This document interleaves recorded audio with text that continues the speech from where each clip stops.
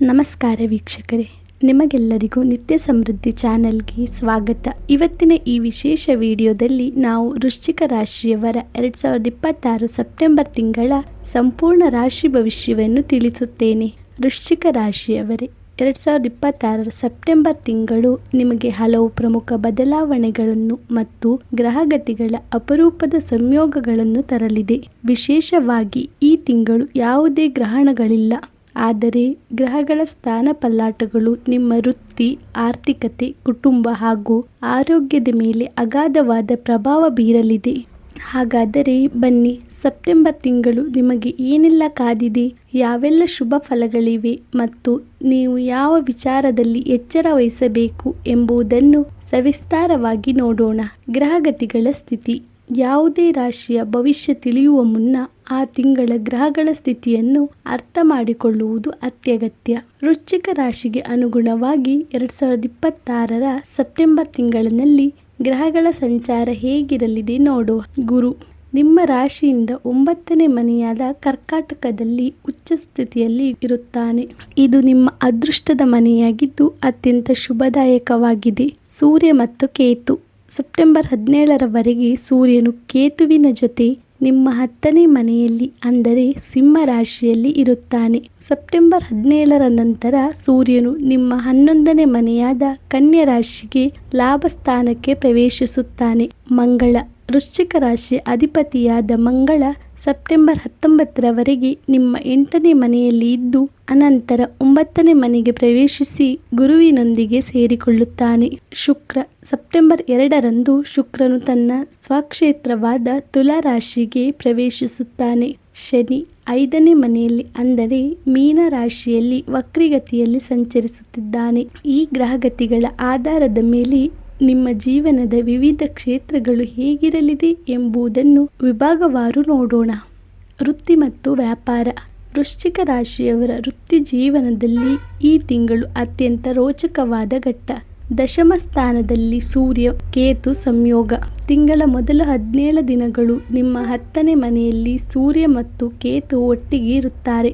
10ನೇ ಮನೆಯು ವೃತ್ತಿ ಮತ್ತು ಕರ್ಮಸ್ಥಾನ. ಸೂರ್ಯನು ನಾಯಕತ್ವವನ್ನು ನೀಡಿದರೆ ಕೇತುವು ಅನಾಸಕ್ತಿಯನ್ನು ತರುತ್ತಾನೆ. ಈ ಸಮಯದಲ್ಲಿ ನಾನು ಮಾಡುತ್ತಿರುವ ಕೆಲಸ ನನಗೆ ತೃಪ್ತಿ ನೀಡುತ್ತಿದೆಯೇ ಎಂಬ ಆಳವಾದ ಪ್ರಶ್ನೆ ನಿಮ್ಮನ್ನು ಕಾಡಬಹುದು. ಈ ಕೆಲಸದಲ್ಲಿ ಸಣ್ಣ ಪುಟ್ಟ ಬದಲಾವಣೆಗಳಾಗಬಹುದು, ಆದರೆ ನಿಮ್ಮ ಜವಾಬ್ದಾರಿಗಳು ಯಶಸ್ವಿಯಾಗಿ ಪೂರ್ಣಗೊಳ್ಳುತ್ತವೆ. ಸೆಪ್ಟೆಂಬರ್ 17ರ ನಂತರ ಅದ್ಭುತ ಯಶಸ್ಸು. ಸೂರ್ಯನು 17ನೇ ತಾರೀಕಿನಂದು 11ನೇ ಮನೆಗೆ ಲಾಭ ಸ್ಥಾನಕ್ಕೆ ಹೋದ ತಕ್ಷಣ ವೃತ್ತಿ ಜೀವನದಲ್ಲಿ ಅಡೆತಡೆಗಳು ನಿವಾರಣೆಯಾಗುತ್ತದೆ. ಉದ್ಯೋಗದಲ್ಲಿ ಬಡ್ತಿ, ಮೇಲಾಧಿಕಾರಿಗಳಿಂದ ಮೆಚ್ಚುಗೆ ಮತ್ತು ಪ್ರೋತ್ಸಾಹ ದೊರೆಯುತ್ತದೆ. ವ್ಯಾಪಾರಸ್ಥರಿಗೆ ಸೆಪ್ಟೆಂಬರ್ 19ರಂದು ಮಂಗಳನು 9ನೇ ಮನೆಗೆ ಬಂದು ಗುರುವಿನ ಜೊತೆ ಸೇರುವುದರಿಂದ ಗುರುಮಂಗಳ ಯೋಗ ನಿರ್ಮಾಣವಾಗುತ್ತದೆ. 7 ತಿಂಗಳ ಕಾಲ ಇರುವ ಈ ಯೋಗವು ರಿಯಲ್ ಎಸ್ಟೇಟ್, ಕೃಷಿ, ತಂತ್ರಜ್ಞಾನ ಹಾಗೂ ಪಾಲುದಾರಿಕೆ ವ್ಯಾಪಾರ ಮಾಡುವವರಿಗೆ ಅನಿರೀಕ್ಷಿತ ಯಶಸ್ಸು ಹಾಗೂ ಭಾರಿ ಲಾಭವನ್ನು ತಂದುಕೊಡಲಿದೆ. ಆರ್ಥಿಕ ಸ್ಥಿತಿ. ಆರ್ಥಿಕವಾಗಿ ಈ ತಿಂಗಳು ನಿಮಗೆ ಸಮತೋಲನದಿಂದ ಕೂಡಿರುತ್ತದೆ. ಗುರುವಿನ ಬಲ. 9ನೇ ಮನೆಯಲ್ಲಿ ಉಚ್ಚ ಸ್ಥಿತಿಯಲ್ಲಿರುವ ಗುರು ನಿಮ್ಮ ಆರ್ಥಿಕ ಮಟ್ಟವನ್ನು ಎತ್ತರಕ್ಕೆ ಕೊಂಡೊಯ್ಯುತ್ತಾನೆ. ಹಳೆಯ ಹೂಡಿಕೆಗಳು ಉತ್ತಮ ಲಾಭವನ್ನು ನೀಡಲಿವೆ. ಬ್ಯಾಂಕ್ ಸಾಲಗಳು ಸುಲಭವಾಗಿ ಮಂಜೂರಾಗುವ ಸಾಧ್ಯತೆ ಇದೆ. ಖರ್ಚುಗಳ ಬಗ್ಗೆ ಎಚ್ಚರ. ಸೆಪ್ಟೆಂಬರ್ 2ರಂದೇ ಶುಕ್ರನು ನಿಮ್ಮ 12ನೇ ಮನೆಗೆ ಅಂದರೆ ವ್ಯಯಸ್ಥಾನಕ್ಕೆ ಪ್ರವೇಶ ಮಾಡುವುದರಿಂದ ಖರ್ಚುಗಳು ಸ್ವಲ್ಪ ಹೆಚ್ಚಾಗಬಹುದು. ಐಷಾರಾಮಿ ವಸ್ತುಗಳ ಖರೀದಿ, ವಾಹನ ಖರೀದಿ ಅಥವಾ ಪ್ರವಾಸಕ್ಕಾಗಿ ಹಣ ವ್ಯಯವಾಗುವ ಸಾಧ್ಯತೆ ಇದೆ. ಬಜೆಟ್ ಪಾಲನೆ ಮಾಡುವುದು ಈ ಸಮಯದಲ್ಲಿ ನಿಮ್ಮ ಕೈ ಹಿಡಿಯಲಿದೆ. ಲಾಭ ಸ್ಥಾನದಲ್ಲಿ ಬರುವ ಸೂರ್ಯ ಮತ್ತು ಉಚ್ಚ ಬುಧ ಸಂಚಾರವು ಹಳೆಯ ಬಾಕಿ ಹಣವನ್ನು ನಿಮ್ಮ ಕೈ ಸೇರುವಂತೆ ಮಾಡುತ್ತದೆ. ಕುಟುಂಬ ಮತ್ತು ವೈವಾಹಿಕ ಜೀವನ. ಕುಟುಂಬ ಜೀವನದಲ್ಲಿ ಗ್ರಹಗಳ ಮಿಶ್ರ ಪ್ರಭಾವವಿರುತ್ತದೆ. ಗುರುವಿನ ಅನುಗ್ರಹ.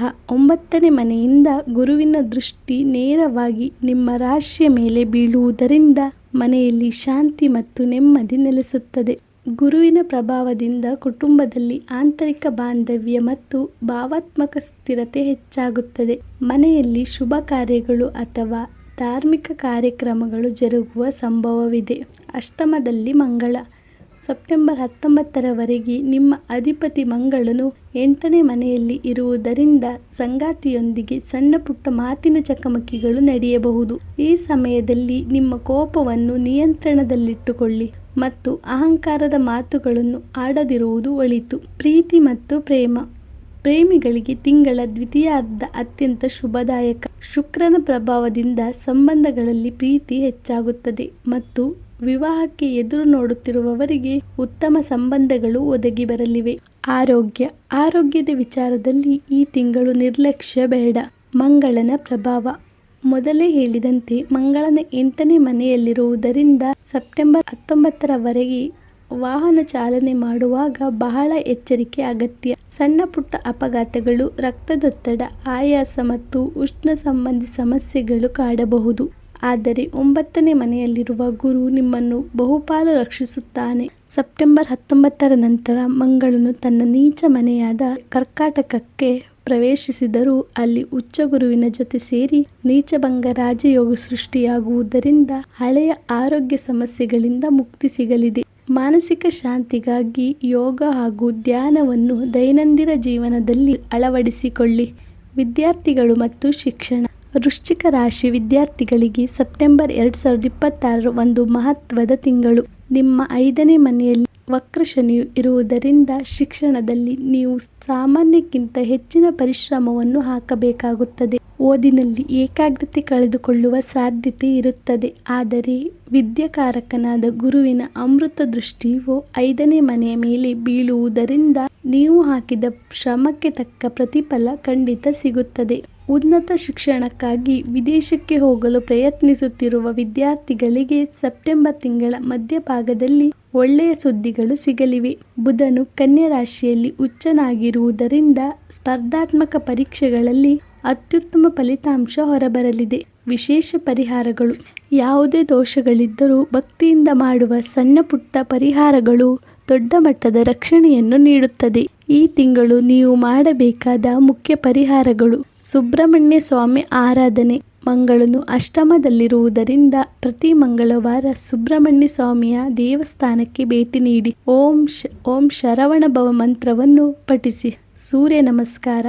ದಶಮದಲ್ಲಿರುವ ಕೇತುವಿನ ನಕಾರಾತ್ಮಕ ಪ್ರಭಾವ ಕಡಿಮೆ ಮಾಡಲು ಮತ್ತು ಕೆಲಸದಲ್ಲಿ ಪ್ರಗತಿ ಹೊಂದಲು ಪ್ರತಿದಿನ ಬೆಳಿಗ್ಗೆ ಎದ್ದು ಸೂರ್ಯ ನಮಸ್ಕಾರ ಮಾಡಿ ಹಾಗೂ ಆದಿತ್ಯ ಹೃದಯ ಸ್ತೋತ್ರವನ್ನು ಪಠಿಸಿ.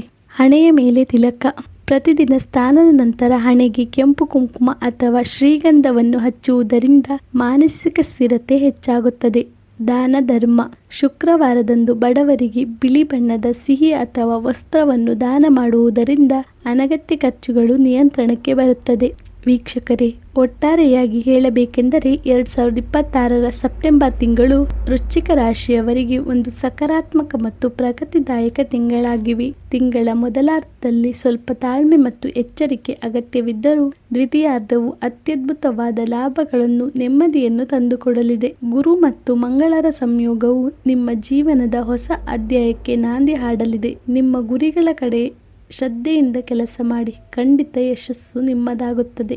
ಈ ಮಾಹಿತಿ ನಿಮಗೆ ಇಷ್ಟವಾಗಿದ್ದರೆ ನಮ್ಮ ವಿಡಿಯೋವನ್ನು ಲೈಕ್ ಮಾಡಿ, ನಿಮ್ಮ ಸ್ನೇಹಿತರೊಂದಿಗೆ ಶೇರ್ ಮಾಡಿ ಮತ್ತು ನಮ್ಮ ಚಾನಲ್ಗೆ ಸಬ್ಸ್ಕ್ರೈಬ್ ಮಾಡಲು ಮರೆಯದಿರಿ. ನಿಮ್ಮ ನಿರ್ದಿಷ್ಟ ಜನನ ಕುಂಡಲಿಯ ಬಗ್ಗೆ ಏನಾದರೂ ಪ್ರಶ್ನೆಗಳಿದ್ದರೆ ಕೆಳಗೆ ಕಮೆಂಟ್ ಮೂಲಕ ನಮಗೆ ತಿಳಿಸಿ. ಮುಂದಿನ ವಿಡಿಯೋದಲ್ಲಿ ಮತ್ತೊಂದು ರಾಶಿ ಭವಿಷ್ಯದೊಂದಿಗೆ ಭೇಟಿಯಾಗೋಣ.